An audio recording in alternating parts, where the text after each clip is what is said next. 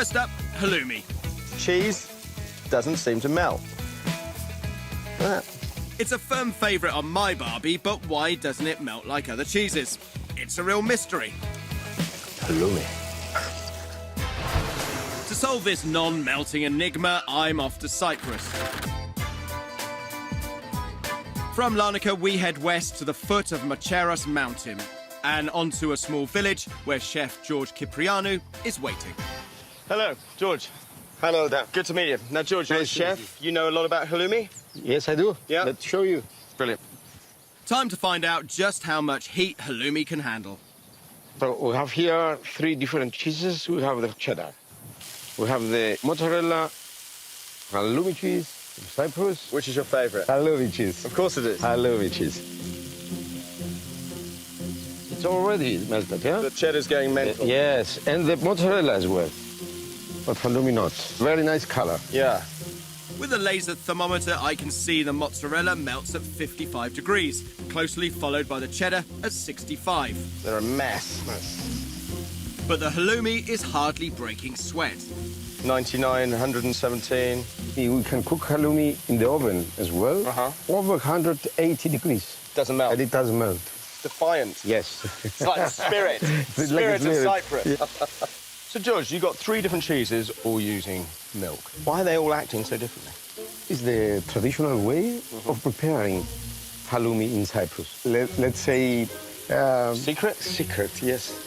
Not for long. Hi. Matt. Good to meet you. Nice to meet you. John, I'm told you're the biggest halloumi producer in the world. Is that right? We are. Can I see what milk you use? Yeah. Excellent. Follow me. The Pittas family have been producing halloumi here since 1939. I've arrived at milking time to be faced with this. Why am I suddenly feeling nervous? So, John, how many goats does this farmer have? About 300 to 400. That many. Is it important to the halloumi business that you use goat's milk? Well, definitely. I mean, traditionally, halloumi was made for sheep and goat milk. John's keen for me to get hands-on. This one not. Sorry. So gross. There doesn't look like an awful lot of milk in these. It doesn't take long to milk them. Are there enough goats in Cyprus? At this point of time, there is not enough. Right. And we had to use cow's milk. Okay. So it's sheep, goats and cow's milk?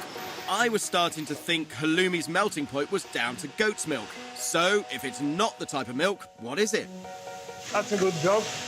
If you have problems in UK, you come here. OK, that's more than enough for me. I think I've just become lactose intolerant. Yeah.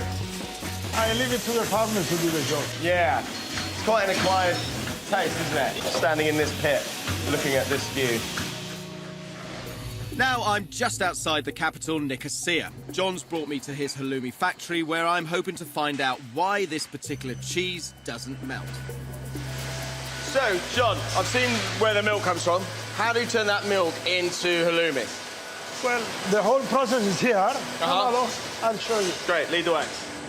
The milk is warmed to 32 degrees and then an enzyme called rennet is added. So what's happening here then? So the cat has coagulated. Okay, like blancmange. The rennet sets the proteins in milk which form into curds, leaving the rest of the milk as watery whey. So what does it look like after 30 minutes? If you have a look here, that's how it looks like. Okay. You see the particles, they separated.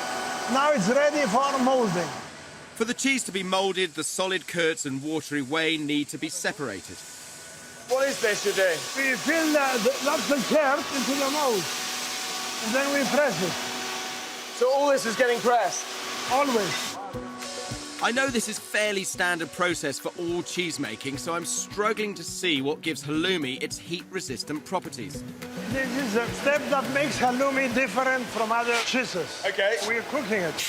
Actually, we cook it in clarified way for 1 hour. Okay. At 90 degrees centigrade. Basically, simmering halloumi in its own clarified way is the secret to why it doesn't melt on my barbecue. Is that right? Correct. What's causing it not to melt by heating it at this stage? The curd, the protein, becomes a bit more strong and more tight. Cooking the cheese causes the protein molecules to lock together tightly, creating a rigid structure. This means it won't easily break apart when heated a second time.